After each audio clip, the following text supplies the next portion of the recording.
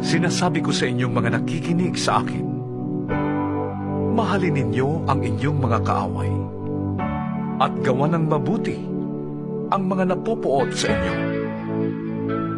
Pagpalain ninyo ang sumusumpa sa inyo at ipanalangin ang mga nag-aapi sa inyo. Kapag sinampal ka sa isang pisngi, iharap mo rin ang kabila. Kapag inagaw ang iyong balabal, huwag mong ipagkait ang iyong barong. Bigyan mo ang bawat naghihingi sa iyo.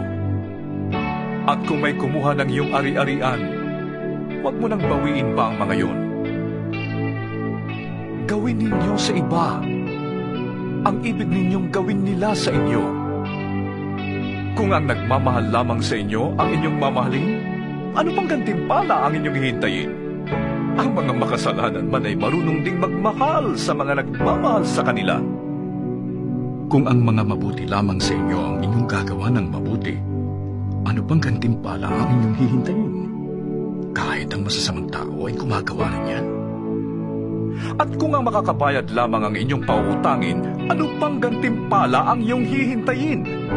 Kahit ang masasamang tao ay nagpapautang din sa kapwa nila masama sa pag-asang sila'y babayaran. Mahalin ninyo ang inyong mga kaaway at gumawa kayo ng mabuti. Magpautang kayo nang hindi umaasang kayo'y babayaran. Sa gayon, malaking gantimpala ang tatamuhin ninyo at kayo'y magiging mga anak ng kataas-taasang Diyos, sapagkat siya'y mabuti kahit sa masasama at sa mga hindi marunong tumanaw ng utang na loob. Maging mahabagin kayo na gaya ng inyong ama. Huwag kayong humatol at hindi kayo hahatulan. Huwag kayong magparusa at hindi kayo parurusahan ng Diyos. Patawarin ninyo ang inyong kapwa at kayo patatawarin din ng Diyos. Magbigay kayo at kayo bibigyan ng Diyos.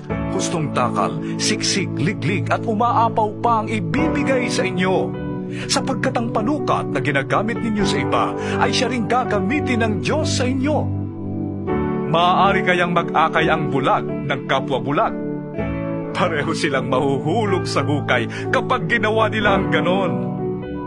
Walang alagad na nakakahigit sa kanyang guro. Ngunit kapag lubusang naturuan, ang alagad ay makakatulad ng kanyang guro. Bakit mo napapansin ang puwing ng iyong kapatid?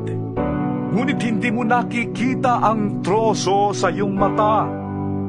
Paano mong masasabi sa iyong kapatid, "Kapatid, hayaan mong alisin ko ang iyong puwing," gayong hindi mo nakikita ang trosong nasa iyong mata? Mapagkunwari. Alisin mo muna ang troso sa iyong mata nang makakita kang mabuti. Sa gayon, maalis mo na ang puwing ng iyong kapatid. Walang mabuting punong kahoy ang namumunga ng masama, at wala ring masamang puno ang namumunga ng mabuti.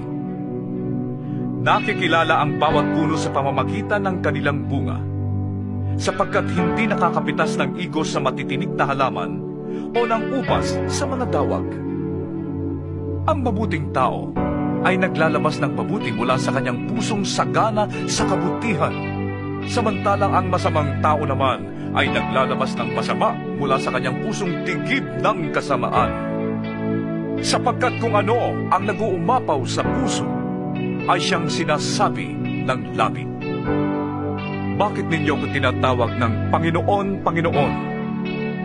Gayong hindi naman ninyo tinutupad ang sinasabi ko. Sasabihin ko sa inyo kung ano ang katulad ng taong lumalapit sa akin, nakikinig ng aking mga salita, at nagsasagawa ng mga ito. Ang katulad niya ay isang taong humukay ng malalim at nagtayo ng bahay sa pundasyong bato. Nang bumaha at bumugso ang tubig sa bahay na iyon, hindi na tinag ang bahay na itinayo, sapagkat matibay ang pagkakatayo nito.